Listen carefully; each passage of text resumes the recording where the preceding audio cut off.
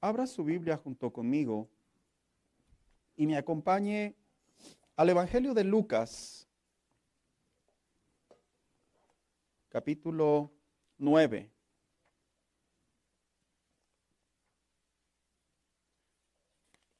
Verso 59 y 60. Cuando lo tenga, dígame amén, por favor. Amén. Bien. Vamos a leer la versión internacional. Aquí se la van a poner en la pantalla, aunque es muy similar a la versión 60. Y dice, a otro le dijo, sígueme. Él contestó, Señor, primero déjame ir a enterrar a mi padre. Deja que los muertos entierren a sus muertos. Pero tú ve y proclama el reino de Dios, respondió Jesús. Siéntese por favor en esta hora.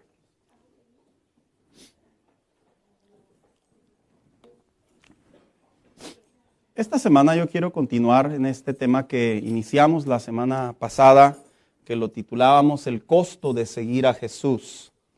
El costo de seguir a Jesús es precisamente el significado de lo que es ser hijo de Dios, de lo que es ser cristiano, o de lo que es ser también discípulo de Cristo en diferentes contextos.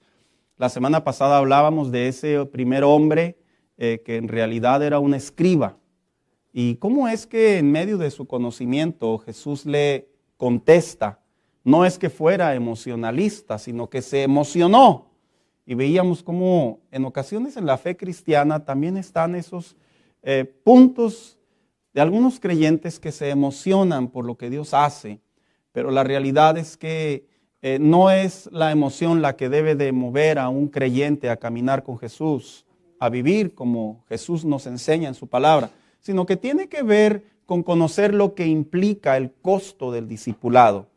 Esta semana, hermano, voy a hablar de este segundo hombre que está también en la narrativa. Todo indica que mientras Jesús en realidad se dirigía a Jerusalén, ya les había dado por ahí una pista, diríamos así, a sus seguidores, que él se dirigía a Jerusalén.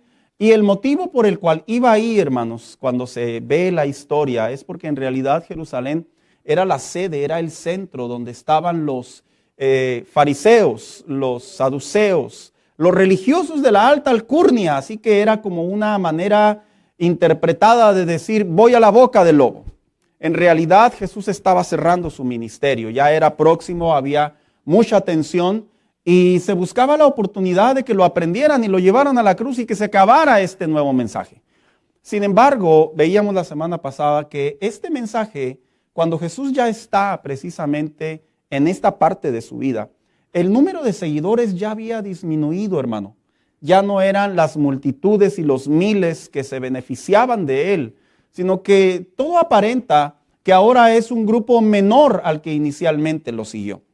Este segundo hombre, sabe que también tiene mucho que aportarnos a nuestras vidas en relación al costo de seguir a Jesús. Por ello le he puesto por tema este mensaje y tomé la frase controversial, radical y a veces confusa para muchos creyentes y lo titulé, deja que los muertos entierren a sus muertos.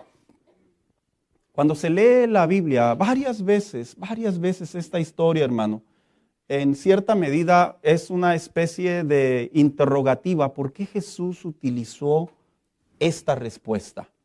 ¿Por qué todo apunta como si Jesús le dijera a este hombre, ¿sabes qué? No me importa lo que tengas que hacer, no me importa quién seas, lo único que me importa es que me sigas. Y esa definición, esa respuesta en el castellano, hermano, ha generado muchos problemas, porque ha creado creyentes en donde se ha caído en una religiosidad, en un legalismo, y al punto y al grado que muchos han abandonado hasta sus familias, sus esposos, sus esposas, sus trabajos, en una mala interpretación. Y este mensaje tiene como propósito no solamente encontrar esa respuesta que la Biblia nos presenta a través del castellano, sino también comprender qué es lo que implica el costo de seguir a Jesús. ¿Quién era este segundo hombre? El Evangelio de Lucas solamente presenta y lo dice de la siguiente manera.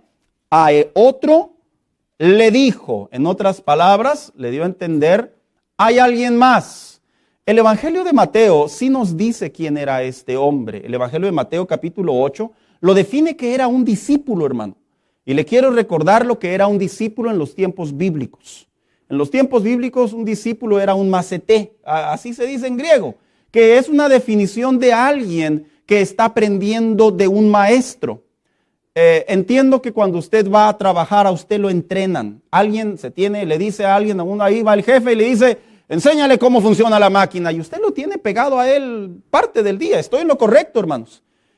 Usted básicamente es el maceté, por así decirlo. Con la diferencia, que decir que feo se escuchó, ¿verdad, pastor? Bueno, con la diferencia que usted simplemente está con esa persona ciertas horas del día. En los tiempos bíblicos, un maceté era una persona que se dedicaba en cuerpo y alma, literalmente, a aprender de alguien, en este caso de un religioso o de un eclesiástico, en este caso de Jesús. Así que cuando la Biblia dice, a este le dijo, en otras palabras, a este discípulo le dijo, él no era un ignorante.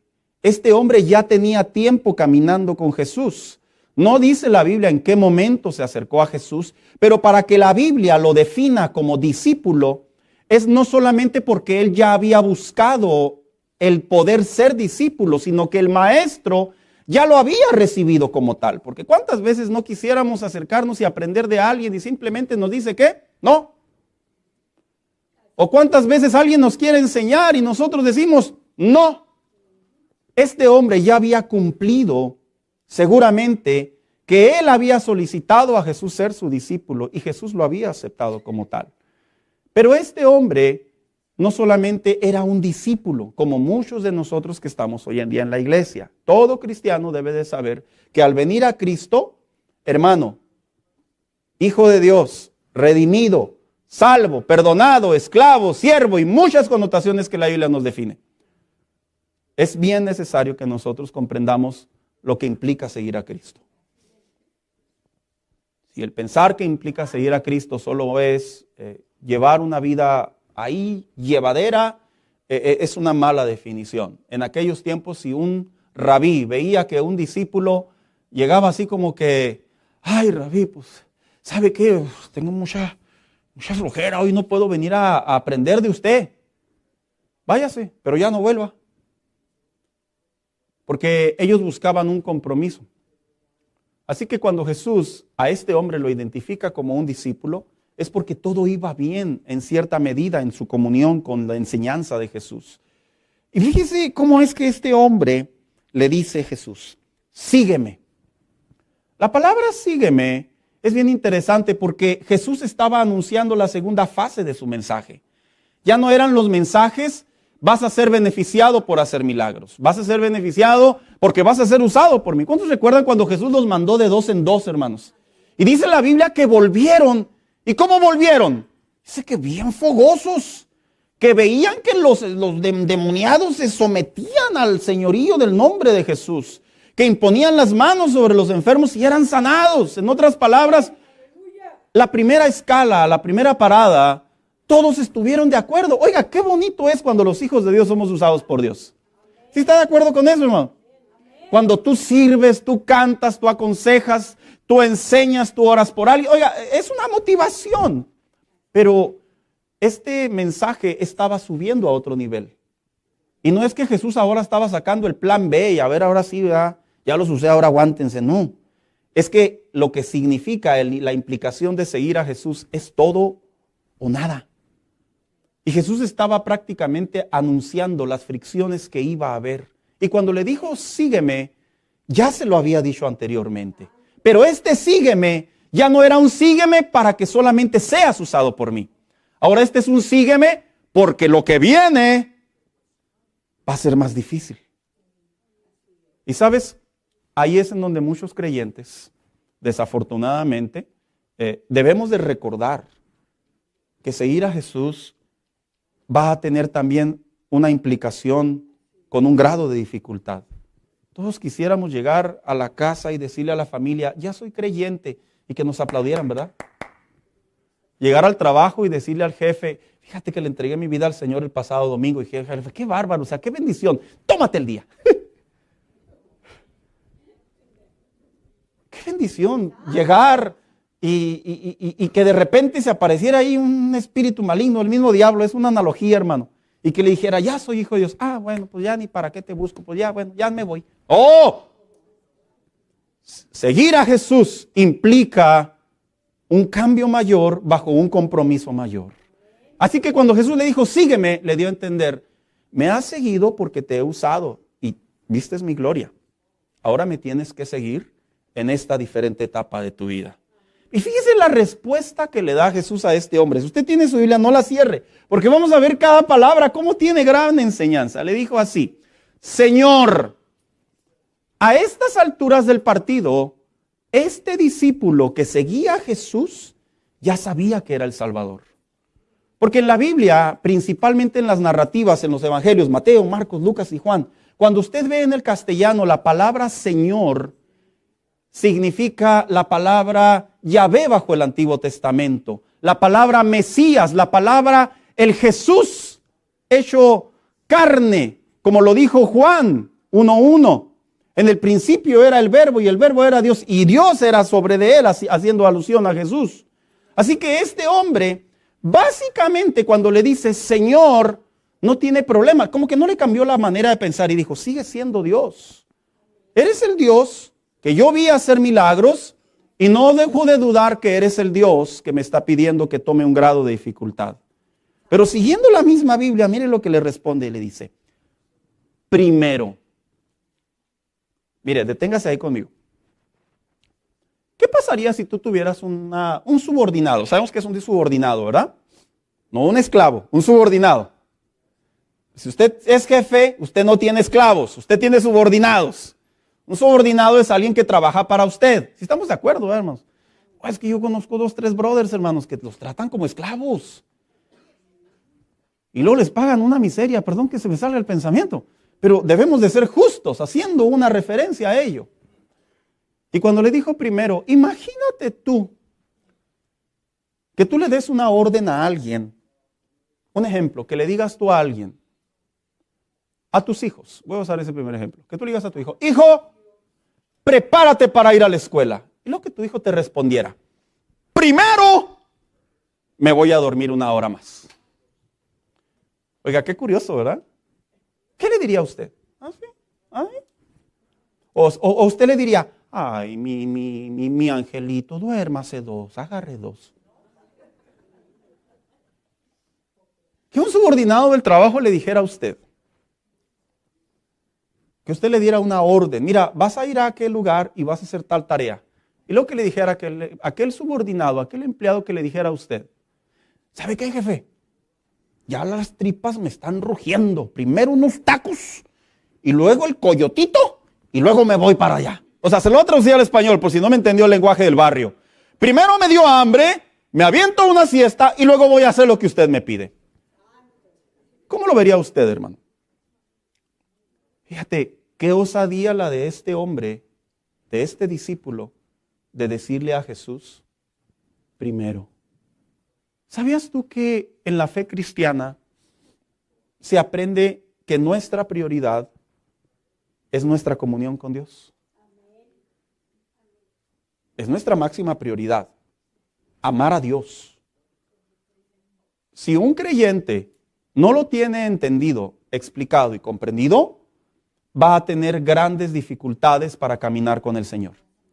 Porque van a venir aflicciones y va a poner a Dios como opción, en segundo lugar, o simplemente como parte, como plan B, o como decimos por ahí, como la llanta extra en el carro, hasta que se poncha la sacamos. ¿No les ha pasado que de repente se poncha el carro, hermano, y usted saca la extra y está más polveada que qué? ¿Sí les ha pasado eso? O usted siempre la está limpiecita porque la usa muy seguido.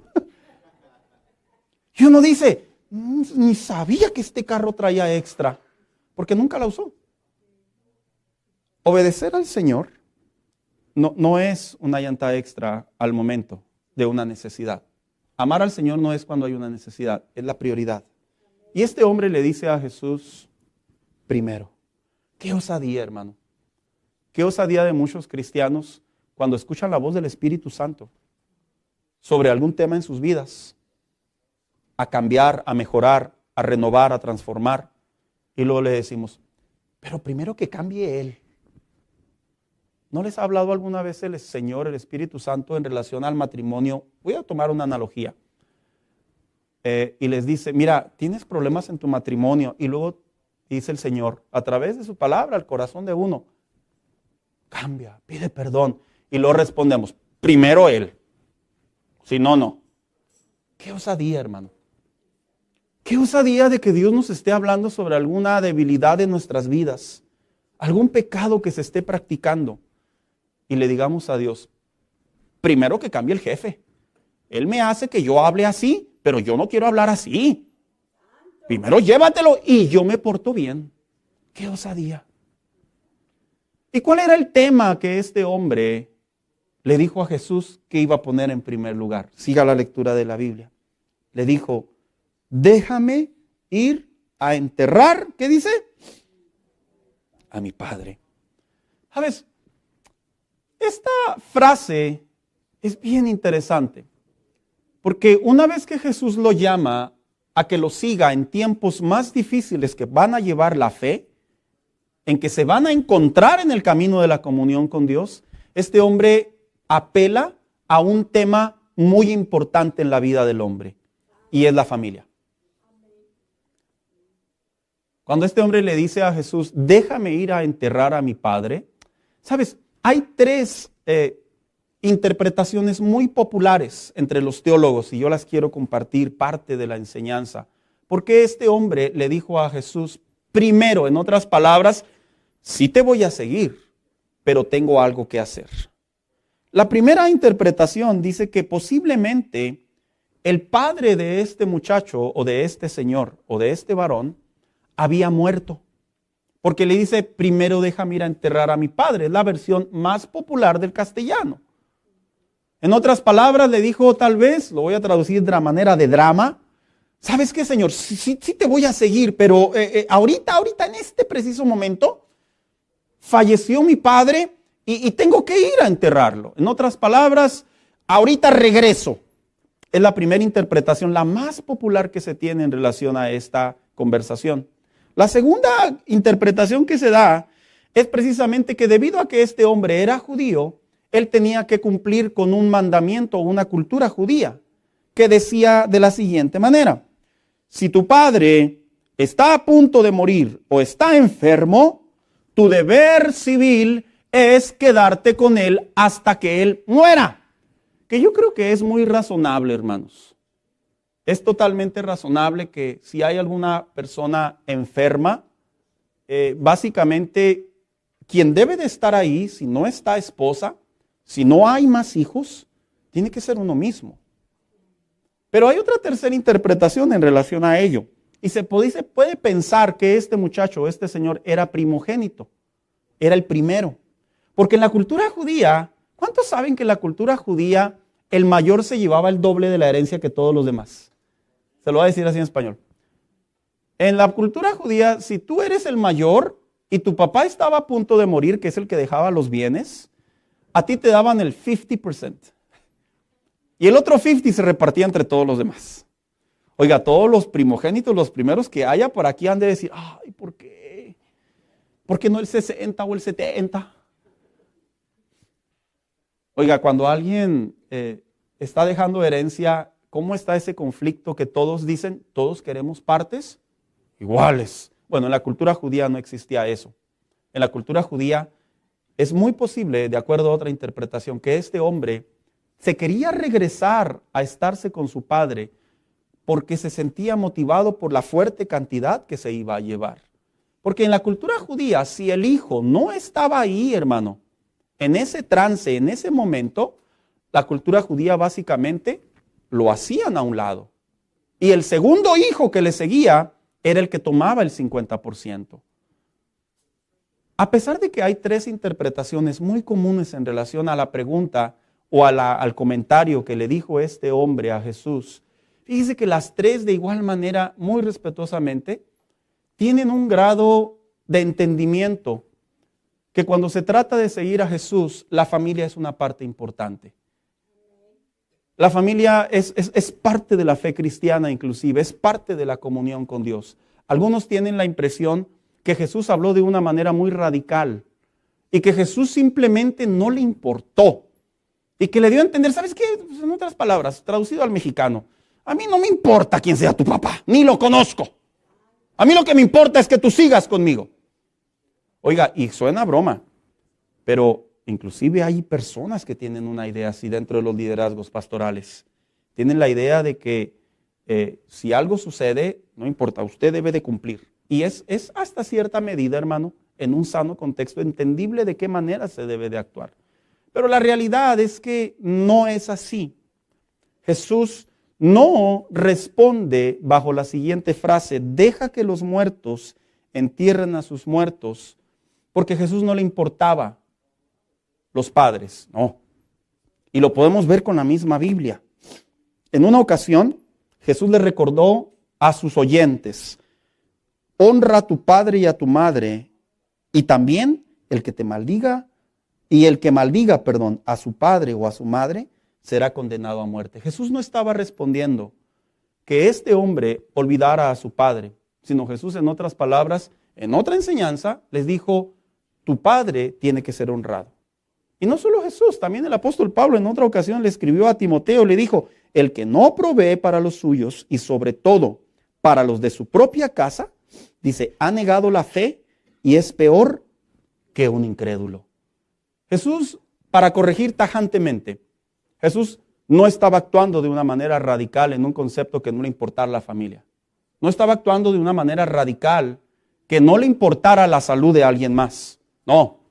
Bueno, y ahora la pregunta sería, pastor, ¿y cómo se resuelve entonces esta frase? Y se lo voy a platicar algo que miré esta semana. Me enviaron un video y alguien estaba orando por alguien. No digo ni el lugar ni nada, pero hasta dónde llega el cuidado, el saber qué hacer en estos casos. Y alguien le dice ya ve cómo se las gastan, ¿verdad? Le dice un apóstol a un profeta, porque así los identificaron en los videos. Le dice, mira, la Biblia dice que nadie es profeta en su propia tierra. Y fíjese cómo dijo este varón, este necio e ignorante. Dijo, pero aunque la Biblia diga así, yo te digo que no es así. Hermanos, cuando yo escuché a este hombre, se me pararon los chinos. Y dije, o sea, hace que lo que dice la Biblia sale sobrando. Es lo que yo creo, lo que el Señor a mí me dice, entre comillas. Esos son los grandes desafíos que hoy en día la iglesia está viviendo. De gente que enseña la palabra de Dios, pero no quiere creer lo que dice ella, sino quieren creer lo que ellos sienten. Y cuando Jesús le dice a este hombre, deja que los muertos entierren a los muertos, la versión castellana, que es de las más antiguas, la versión 60, la versión 1909, la versión 1959, la versión 1970, y puedo hablar de muchas versiones, con todo respeto lo digo, hermano. La gran mayoría de ellas, en su traducción limitada, así dicen. Pero las traducciones más actuales, que están más sujetas al griego, aún más que las antiguas, porque las antiguas están sujetas sobre el latín. La traducción viviente o la nueva traducción viviente es de las más acercadas a lo que verdaderamente Jesús quería decir, y se la quiero compartir como dice así. Dice, Jesús le dijo, deja que los muertos espirituales entierren a sus propios muertos. La nueva traducción viviente le agrega correctamente la palabra del contexto y le agrega muertos espirituales. Cuando ya se lee la palabra muertos espirituales, entierran a sus propios muertos, todo el contexto cambia, hermano. Automáticamente cambia, porque ya no significa que Jesús no le importa la familia o que Jesús te demanda que tú le obedezcas y que mandes a la borda todo, sino que Jesús le estaba contestando de una manera espiritual a este hombre, pero a manera de modismo. ¿Cómo es eso? Este hijo, lo más probable, de acuerdo a esta traducción, Quiero que preste atención porque de aquí se desarrolla la aplicación del mensaje. Él no era hijo único. Porque cuando Jesús le dijo, deja que los muertos espirituales entierren a sus muertos, es porque Jesús estaba prácticamente diciéndole así: tú que eres mi discípulo y que me conoces ahora, sígueme. Y los que están en tu casa, que están muertos espiritualmente, que no me conocen, que no me siguen, deja que ellos se encarguen de tu Padre. ¿Sabes? Aclarando que Jesús no estaba diciéndole a este hombre que la familia no importa, que la familia no vale, lo repito constantemente, sino que Jesús lo que estaba haciendo era que marcara qué es lo primero que se debe de hacer como discípulo de Cristo, lo que implica seguir a Jesús. Este hombre no significa que ya no iba a volver a ver a su padre. Mira, hay una corriente teológica que enseña que los discípulos, Pedro, Juan, Felipe, y puedo mencionar más. Algunos tienen la impresión, Mateo, tienen la impresión que cuando Jesús los llamó, ¿se acuerdan cuando Jesús los llamó a cada uno de ellos? Dice la Biblia que inclusive Mateo estaba sentado cobrando impuestos, literalmente. ¿Y qué dice la Biblia que hizo? Dejando todo. Y luego mire lo que dice la Biblia, al instante, así dice. Dice, le siguió. Algunos enseñan que cuando se seguía a Jesús en tiempos antiguos, se abandonaban los hijos y la esposa y todo, y que ya se dedicaban a Jesús. Y lo sostienen bajo la idea de que ninguno de los apóstoles ni los discípulos hacen mención de sus familias. Te voy a decir algo, hermano. Que no se haga mención de las esposas o de los hijos o de la familia de los discípulos y apóstoles, no se puede pensar que Jesús demanda una absoluta búsqueda y que se deje todo a un lado. Pero entonces, ¿qué es lo que Jesús en realidad cuando le dijo, deja que los muertos espirituales entierren a sus muertos? Jesús le dijo, no te quedes en casa hasta que tu padre muera. Porque le dijo, permíteme ir a quedarme hasta que muriera. Jesús le dijo, no te vayas de mí. Otros se pueden ocupar de tu padre. No permitas que el hecho de pensar que tienes que honrar a tu padre y no estar literalmente con él, significa que ahora me vas a desobedecer o me estás obedeciendo. Lo vas a seguir amando, lo vas a seguir honrando, pero me vas a seguir a mí primero. ¿Por qué es tan importante aclarar esto? Porque precisamente, hermano, una de las cosas que el creyente cuando sigue a Jesús debe de saber es no anteponer las cosas terrenales antes que las cosas espirituales. Por eso le dijo, deja que los muertos espirituales entierren a sus muertos. En otras palabras, tú eres el que ya conoce la luz. Tú sígueme. Y los asuntos de la vida, los asuntos de la tierra, los asuntos del hombre, deja que ellos se encarguen. Y brevemente le voy a compartir lo que significa no anteponer los asuntos de la vida porque ahora somos hijos de Dios. 1. Si Dios te ha dado un don, no lo antepongas. ¿Sabías tú que muchos creyentes han apagado su don? Han enfriado su don. Han tibiado su don. Han ignorado su don por atender asuntos terrenales. Es en serio, hermano. Lo han hecho. ¿Cómo sucede eso, pastor? Pues bien simple. Tú y yo sabemos que cuando Dios nos llama, nos da dones a través del Espíritu Santo. Y esos dones dice la Biblia que son para la edificación de la iglesia. Cuando un cristiano entiende que recibe dones de parte del Señor y los antepone por asuntos de la vida diaria, y pasa más tiempo en los asuntos de la vida diaria que en la obediencia al uso de sus dones, eso es anteponerlos. ¿Se queda serio porque está escuchando o se queda serio porque le cuesta trabajo entenderlo? Porque es cierto, muchas personas anteponen sus dones por una enfermedad, anteponen sus dones por asuntos de dinero, anteponen sus dones por querer crecer económicamente. Y no está mal. Dios no está en contra. Dios quiere que tú prosperes. Dios quiere que tú seas una persona bendecida por el Señor. Pero lo que Dios no acepta conforme a su palabra es que tú antepongas todo esto por poner en alto lo que Él primero te dio. Y ahora que has conocido la luz, son tus dones. ¿Vieras cómo hay dones apagados en las iglesias? Hay muchos, hermanos. La gente antepone a Dios. Aquellos que hemos recibido dones de Dios, lo tengo que decir de la siguiente manera. No ha habido un momento en su vida, un episodio en su vida, en donde realmente nos enfocamos tanto en otras preocupaciones, al punto y al grado que nuestros dones en Dios ya no funcionan igual como antes. Hecha cabeza, hecha memoria, hecha pasado.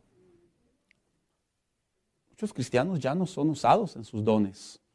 Y no porque el Espíritu Santo ya se apartó de ellos. Es porque ellos hicieron lo que este hombre hizo en esa expresión de ese atrevimiento, de esa osadía, Jesús. Se me ha cruzado un asunto, Señor, y no te puedo seguir. No puedo seguir siendo usado por ti. Espérame. 2. ¿Qué significa anteponer los asuntos de la vida o de la tierra antes que lo que implica seguir a Jesús? Abandonar las tareas espirituales. ¿Qué son las tareas espirituales?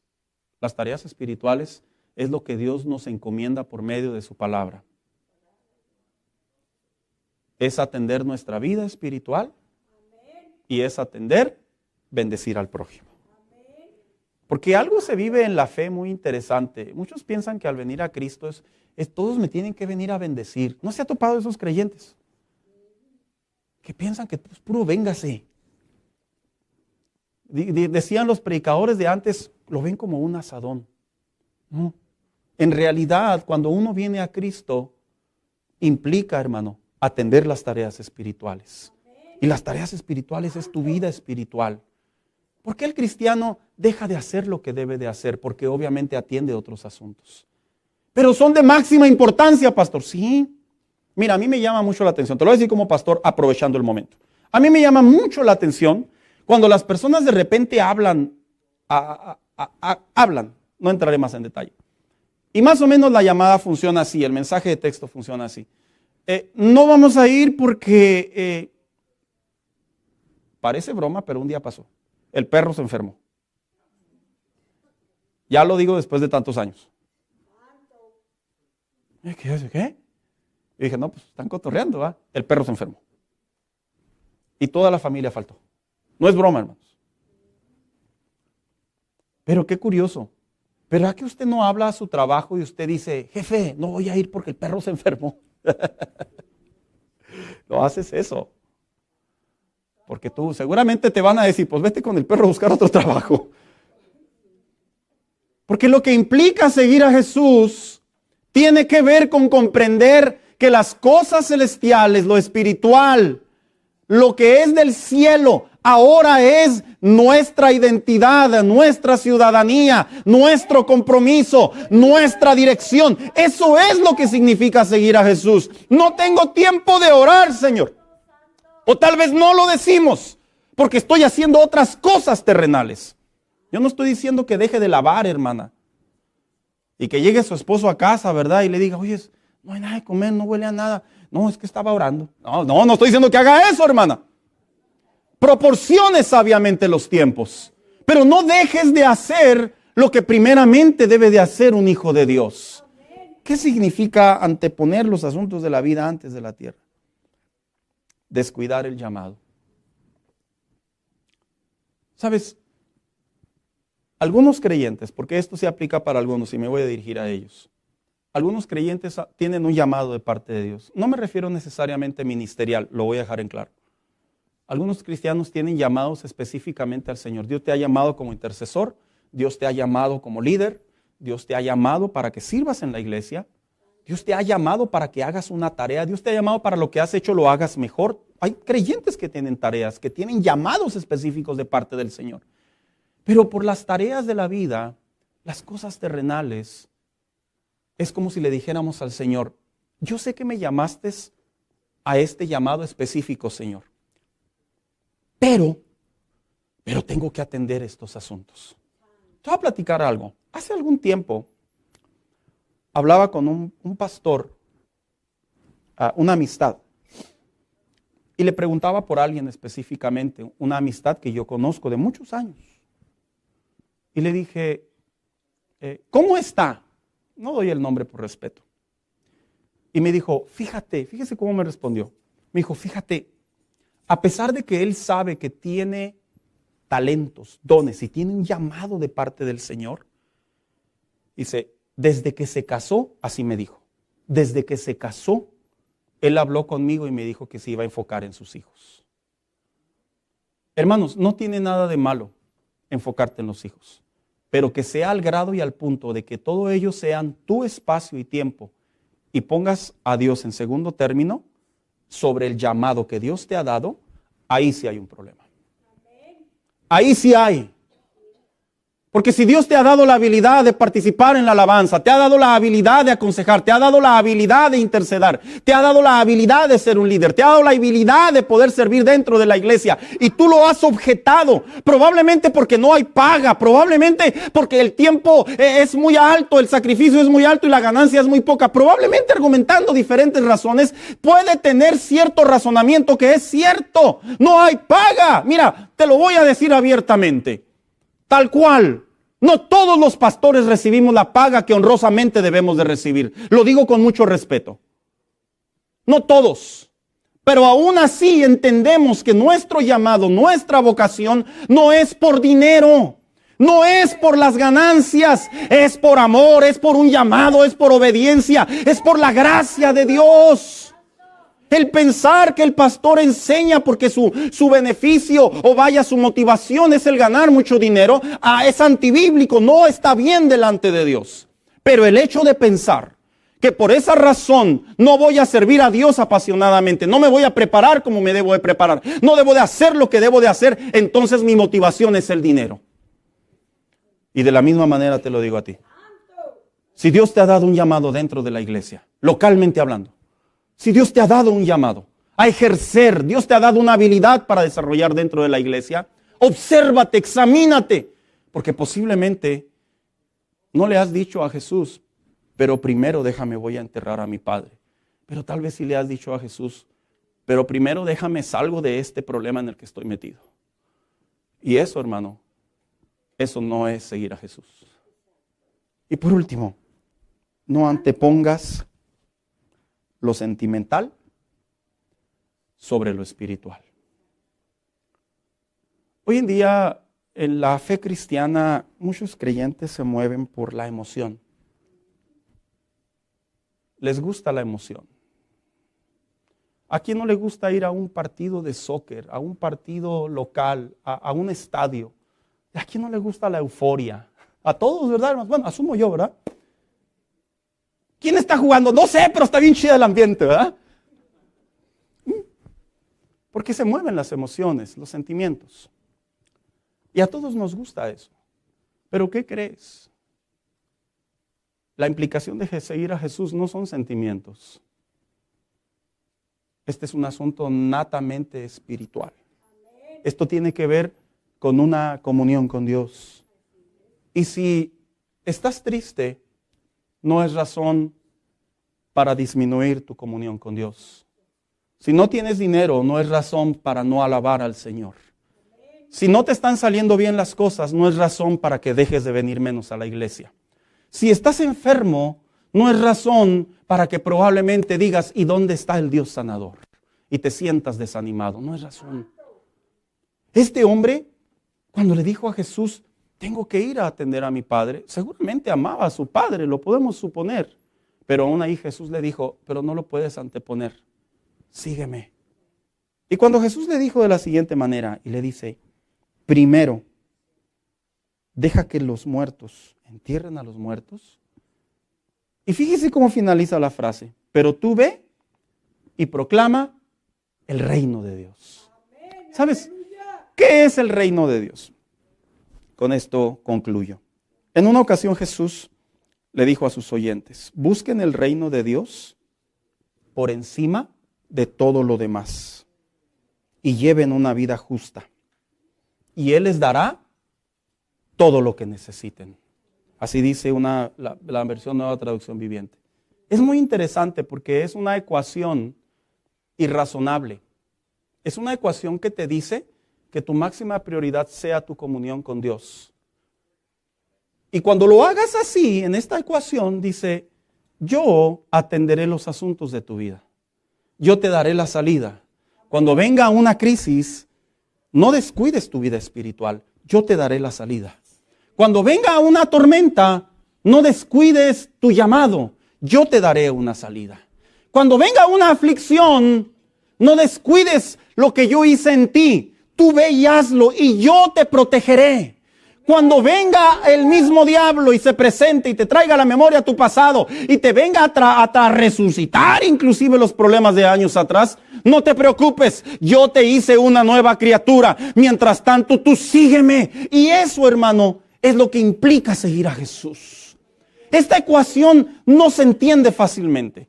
¿Cuántas veces han venido los hijos o los nietos con la tarea de matemáticas de la escuela, hermano? Y uno ve muchas X y muchos paréntesis y muchos numeritos y rayitas y uno dice, no, pues que el Señor te ayude, hijo, porque yo no. ¿Cuántos los han visto? Todos. Todos. Y la verdad, acá en buen plan, no entendemos ni papas. ¿Pero qué crees? Hay maestros que sí. Y se emocionan, les gusta y terminan trabajando como ingenieros civiles, terminan trabajando en posiciones que tienen que ver con números y distancias, etcétera, y volumen, etcétera, etcétera. Porque no, el problema no es la ecuación, el problema es la actitud. El problema no es el problema, el problema es cómo nosotros vemos el problema. Seguir a Jesús implica volver. Hay dones que has apagado, que has enfriado. Levántalos. Y vuelve a ser, como le dijo aquella iglesia, tus primeras obras. ¿Acaso no estás mirando bien y lo único que ves es una gran necesidad? Aunque suene cliché y aunque suene irresponsable, como algunos lo pueden interpretar, no te preocupes, tú estás en las manos de Dios. Amén. Aleluya. Pero tú no dejes de hacer tus tareas espirituales. Aunque probablemente te has dado cuenta que cuando se habla de lo sentimental, a ti te gusta ver muchas cosas para sentirte motivado. Hoy en día ese es uno de los grandes problemas que enfrentamos las iglesias.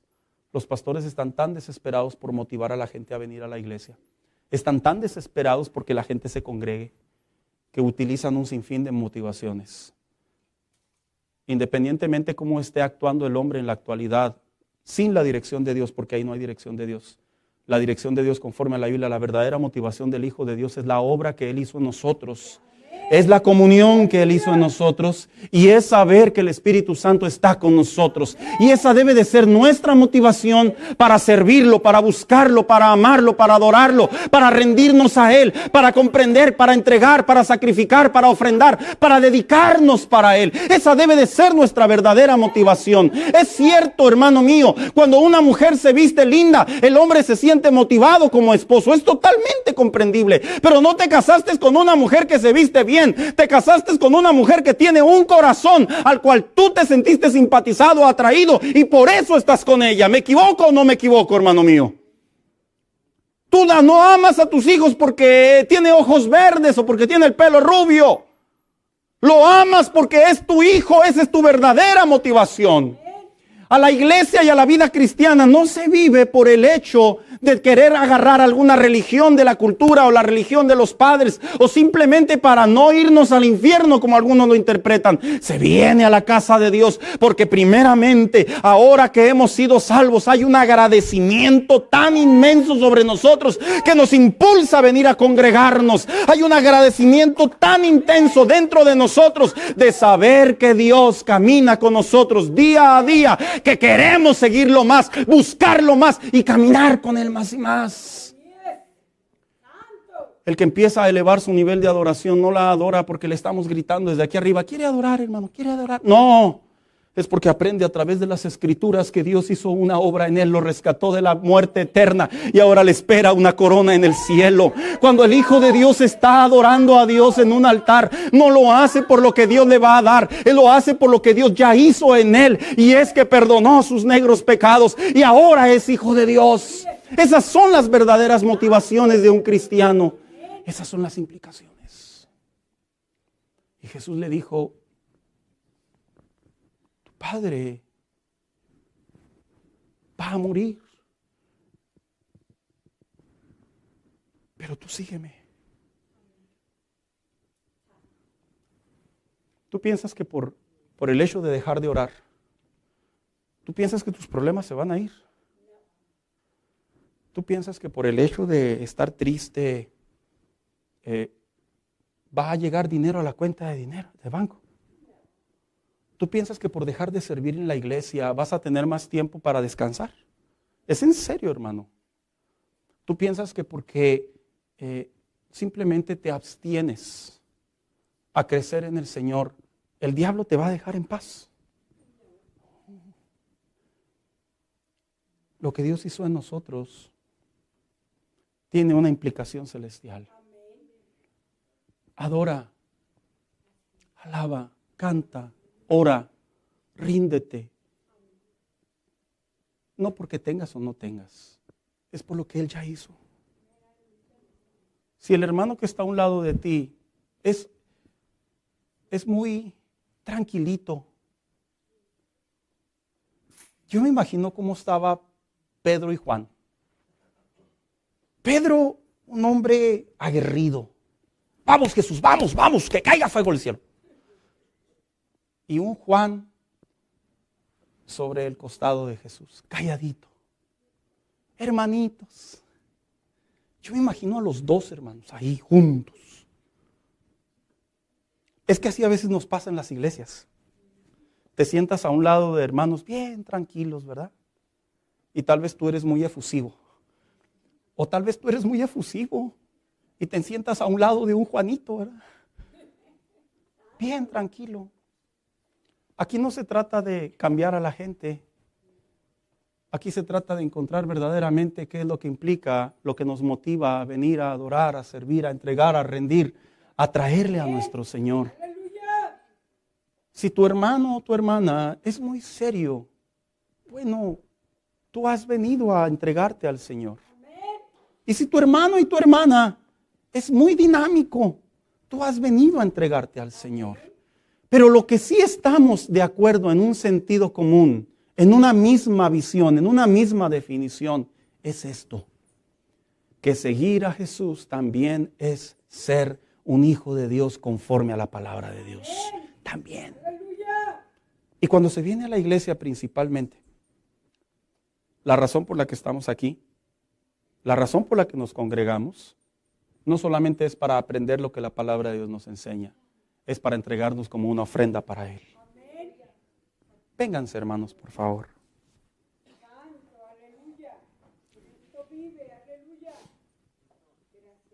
¿Tienes dones que has tibiado? No te preocupes. En la fe cualquiera nos puede pasar. ¿Tienes tareas espirituales que ya están, como dicen los recibos, verdad, hermano? Past due. Unos dicen de 0 a 30 días, otros de 31 a 60, ¿verdad? Otros de 60 a 90. Tal vez el tuyo dice de 4 años a... yo qué sé. ¿Ahora eres más sentimental que espiritual? Lo que implica seguir a Jesús no solamente son los beneficios, es la entrega. Es la entrega. Quiero apelar a aquellos que tienen dones, aquellos que tienen tareas espirituales. aquellos que están pasando por luchas y no hay muchas ganas de adorar al Señor. No te preocupes. Él no te va a abandonar. Te lo puedo decir yo y otros hermanos que están aquí, que desde diferentes flancos han vivido la fe y te pueden compartir infinidad de historias de cuántas veces Dios ha estado ahí cuando se piensa que no está ahí. ¿Has puesto en stand-by tu servicio a Dios, tus tareas? Ya no lo hagas. Jesús no quiere que abandones tus responsabilidades. Él quiere ser la máxima prioridad en tu vida.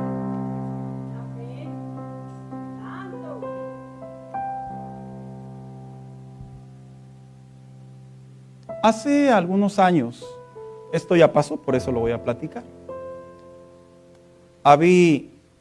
Pobre, tanto que me dice, ya no hables de mí, papá. Bueno, hijos, voy a ponerte otro nombre y los hermanos van a saber que eres tú.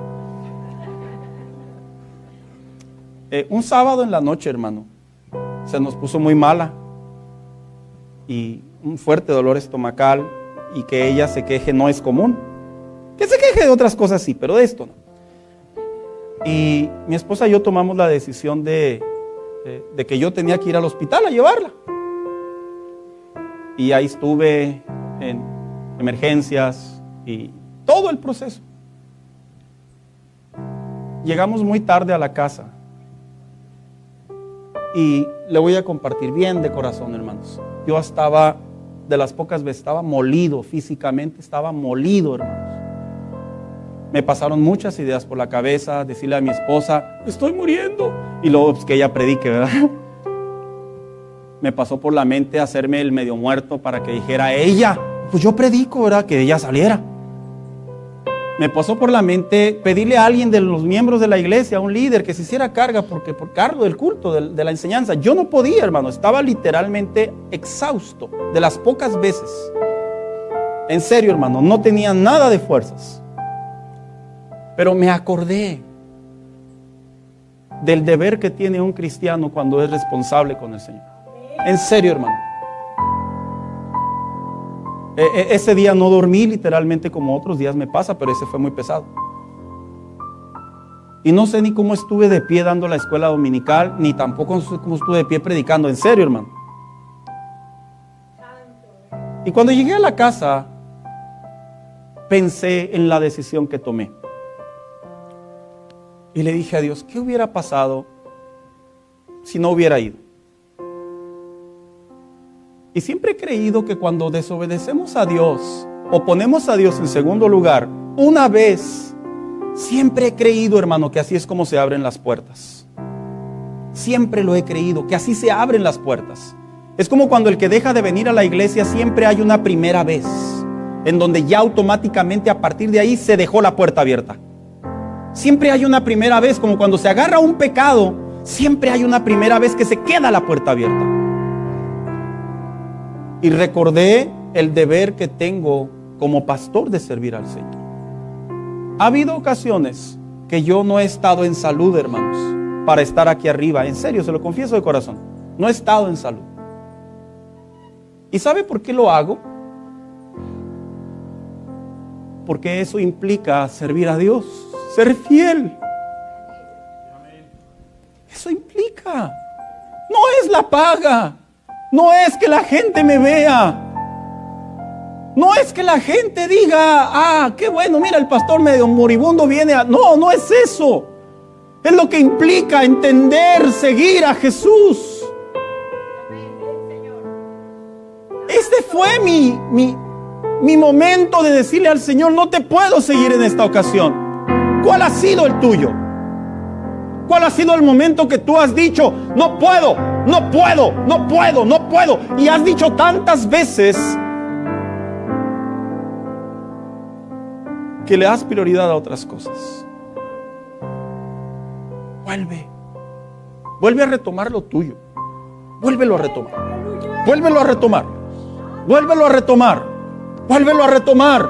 Deja que Dios te vuelva a usar. Deja que el Espíritu Santo te vuelva a enseñar. Deja que la presencia de Dios te vuelva a inundar como antes. Deja que el Espíritu Santo te dé sabiduría, te haga comprender su palabra. Deja que Dios te vuelva a usar en consejería, te vuelva a usar en el liderazgo, te vuelva a usar en las responsabilidades. Deja que Dios te haga brillar en medio de los pecadores. Pero para ello tenemos que conocer las implicaciones de lo que significa seguir a Jesús. Póngase de pie en esta tarde.